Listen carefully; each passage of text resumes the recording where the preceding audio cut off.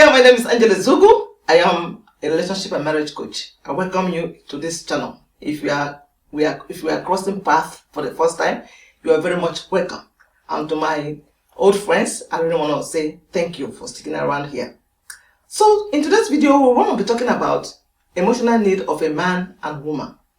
According to Dr. Halley, in his book, His Needs, Her Needs, he stated that there are 10 emotional needs of a man and a woman.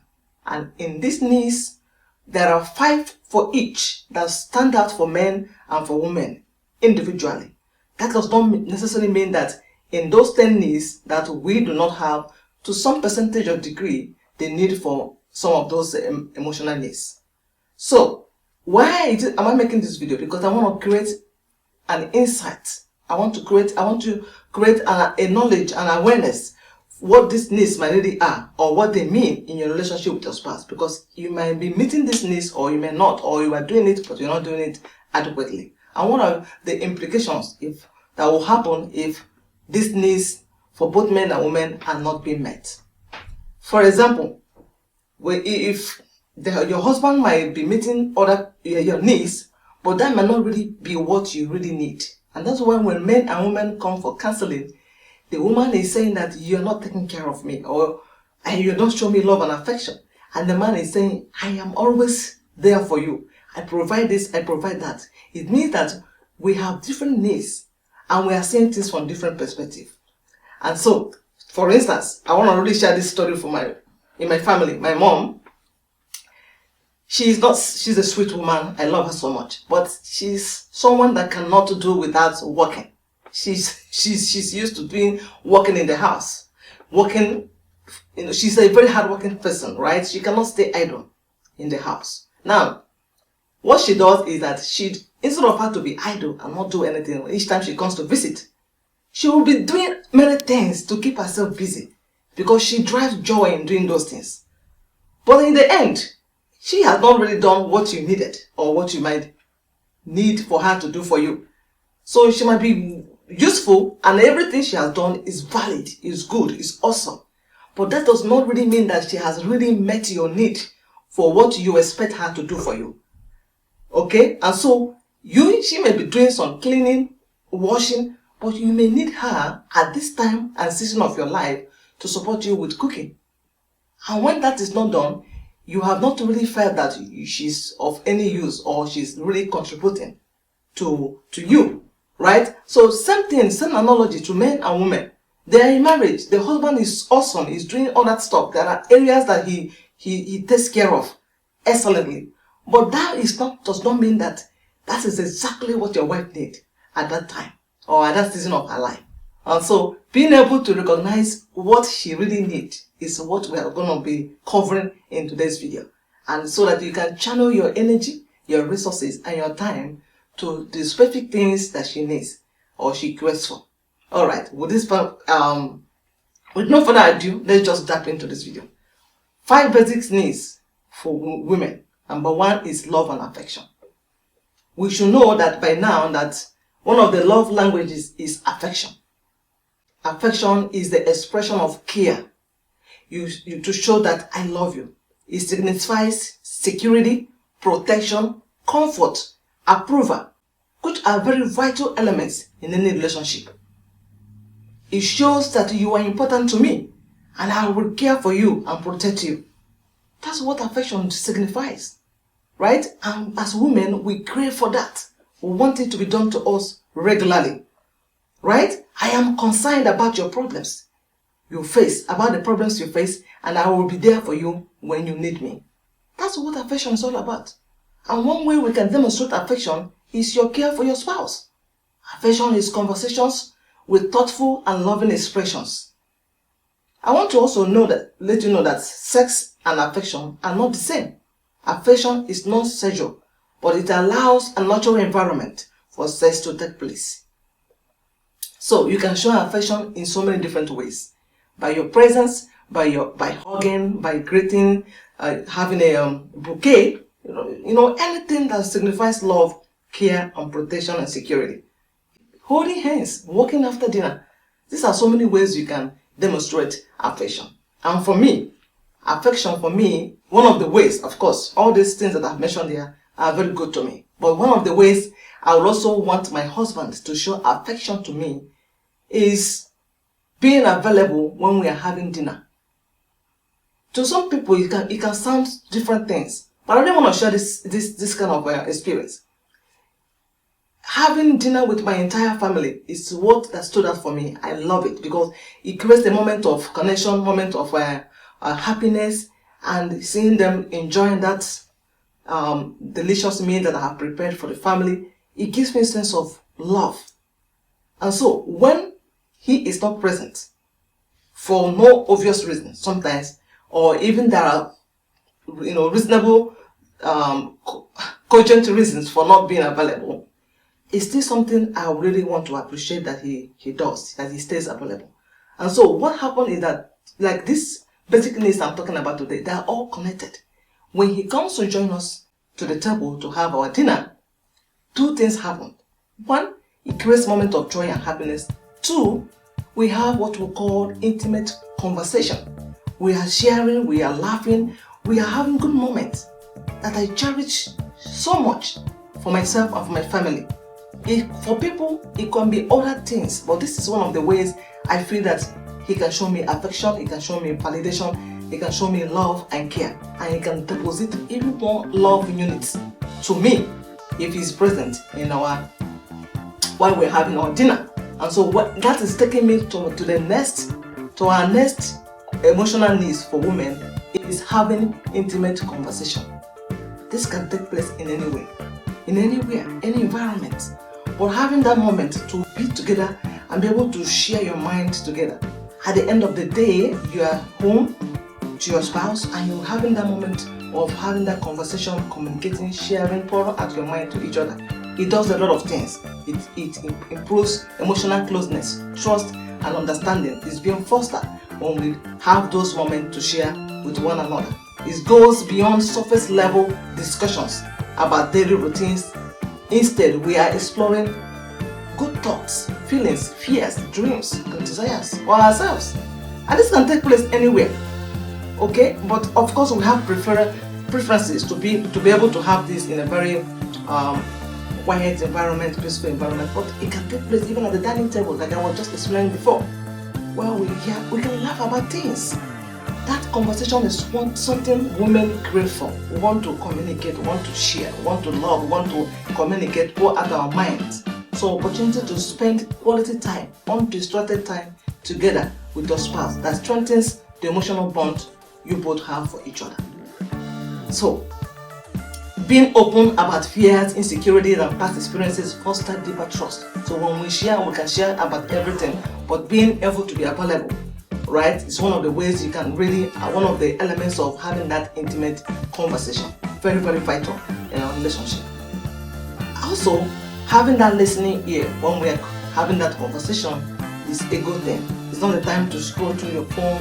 It's a big thing for us to pay right attention, to have that validation, showing empathy while the communication is going through. And so it's a big thing for women, right? And how would you know if this is one of your basic needs? If you don't have that, if that need is not being met, he's not available to listen to you, to validate you. Like if he doesn't come to the dining table, for my own case, I feel so upset. That's how you know that this is one of the things that will stand out for you. This is one of the things you crave for. And having communication around that, to be able to map out time. Oh, at this window of time is my dinner time. I'm not gonna schedule anything around this area, around this time, right? In order to make myself available for dinner with my family. So because it's a big thing for my wife. This is the kind of conversations we have, right? So it's a very good thing that you communicate it out. She knows about it. But for this case of intimate conversation, that you are listening while we're having that communication going on, right? It's a place we affirm, we appreciate one another. We show admiration, gratitude, and so many things. So physical closeness is also one of the elements of intimate conversation. We can hold our hands together, maintaining eye contact, cuddling. All these things enhances connection during conversation. And that's one of the things women like to do.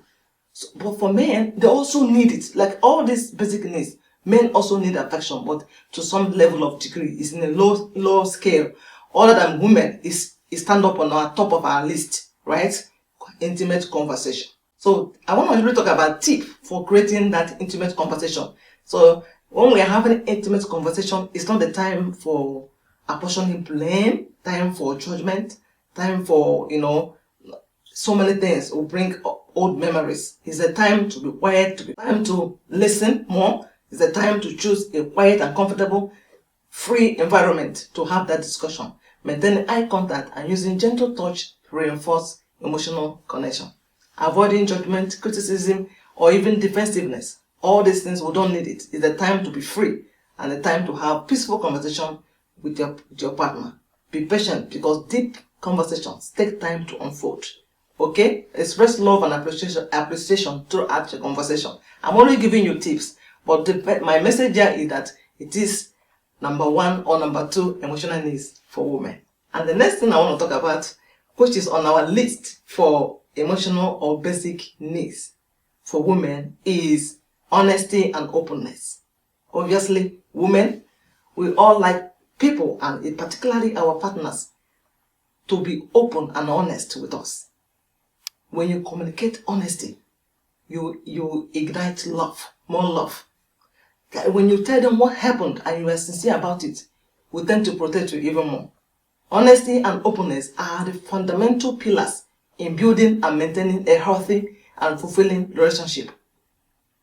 They foster trust, deepen emotional intimacy, and create a safe environment where both partners feel valued and understood.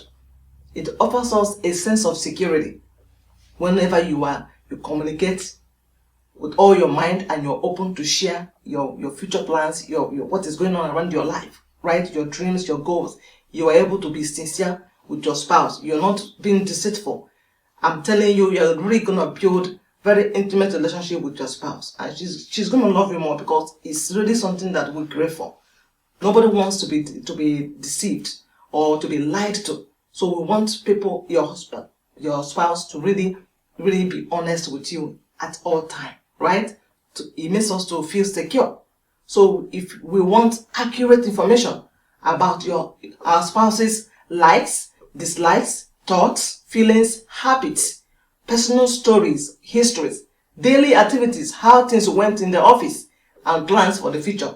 These are the ways you can communicate honesty within your relationship with your spouse. Without honesty and openness, it will be so hard for you to build trust in your marriage. Because you are not open. We cannot relate. We cannot build any kind of intimacy at all with your spouse. So being truthful with your partner lays the groundwork for trust in your marriage. When both individuals are open about their thoughts and their feelings and their actions, it eliminates any form of doubt and suspicions, allowing the relationship to flourish and thrive. So that's something you have to really watch out to build in your relationship with your spouse, because we love it, we crave for it. Secrecy should be avoided at all costs in your marriage. There shouldn't be need for that.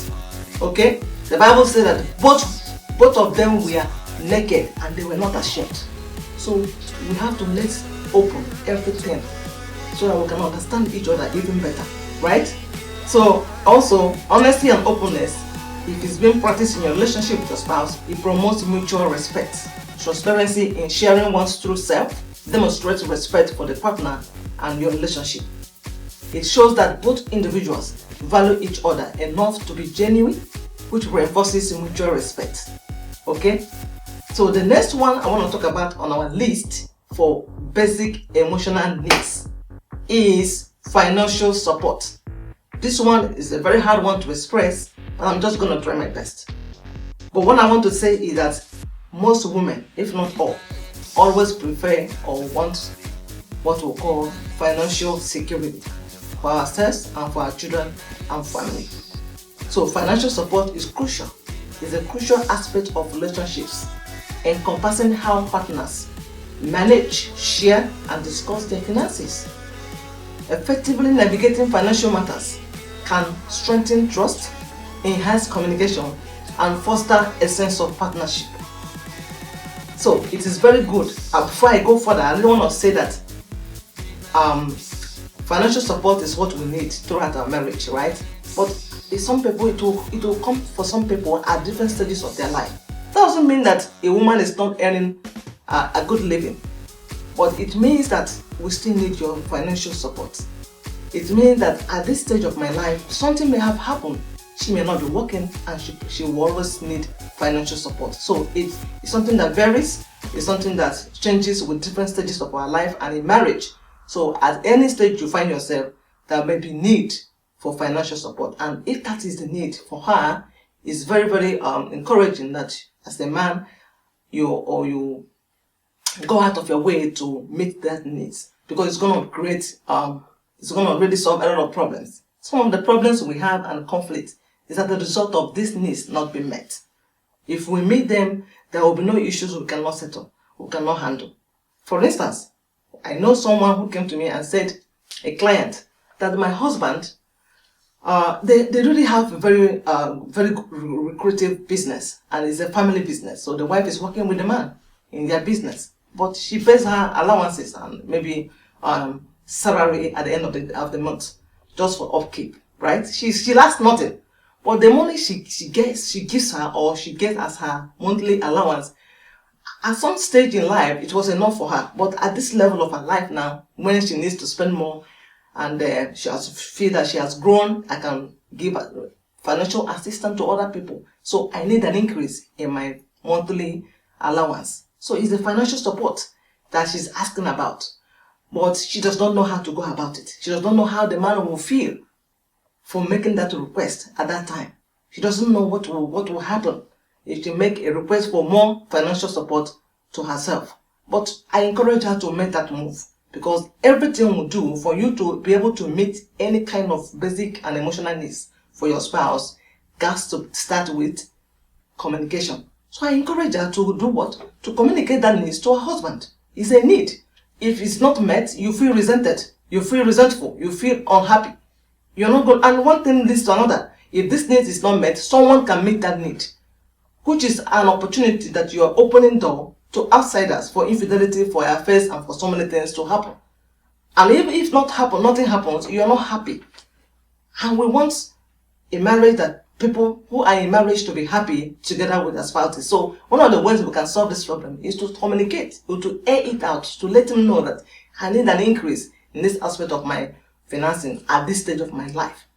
It can come to people at different stages. So that's all I want to say about financial support. We need it, and if that be the need for you, you have to really communicate it, and there will be always a way around how to solve these problems. In all that, set a clear boundaries, right?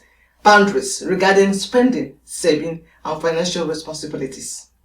This clarity ensures both partners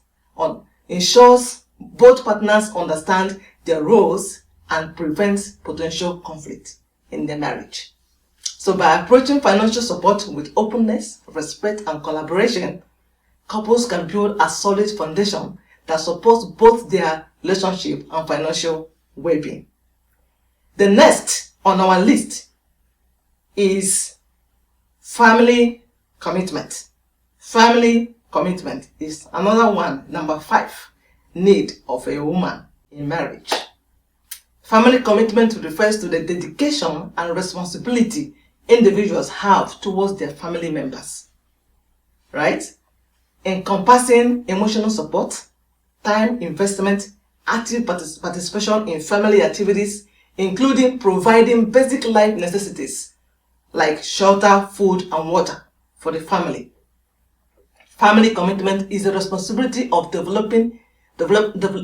taking or ensuring the development of your children, teaching them how to show empathy to others, values for cooperation, teamwork, and even how to take care of themselves so that they can become successful adults. In summary, it's about being involved in your family, in training and raising children that can become successful adults tomorrow. So a lot of time, men are not involved in raising their children, in training them, in correcting them, in inculcating good virtues and values to their life. It's always left and delegated to women to take care of this responsibility. And so women have that need for family commitment, especially expecting their husband to always be involved in training and raising these kids, getting involved in everything that concerns their life. So committed family members provide a reliable support system, offering love, understanding, and encouragement during both triumphs or even during challenges. Being available and being involved in the care and raising of your children is the ultimate goal for family commitment. And a lot of women will want their husband to really be involved, to support in raising kids and in training them. This support is crucial for mental and emotional well-being of everyone in the family. So a committed family environment offers stability, creating a safe space where individuals, children, everyone can be valued and be secured. So, through mutual support and shared experiences, committed families promote the personal growth and development of each member, contributing to the overall well-being of the family unit.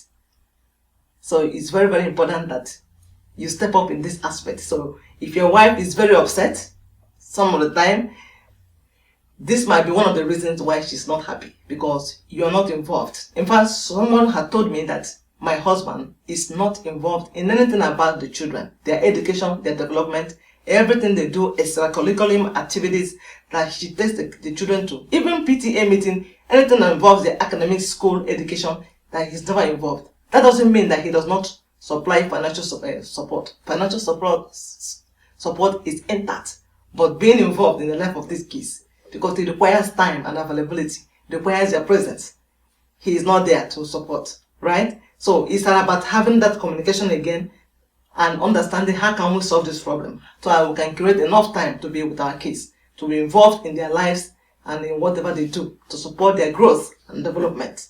So it's back to communication again in aspect of solving this problem.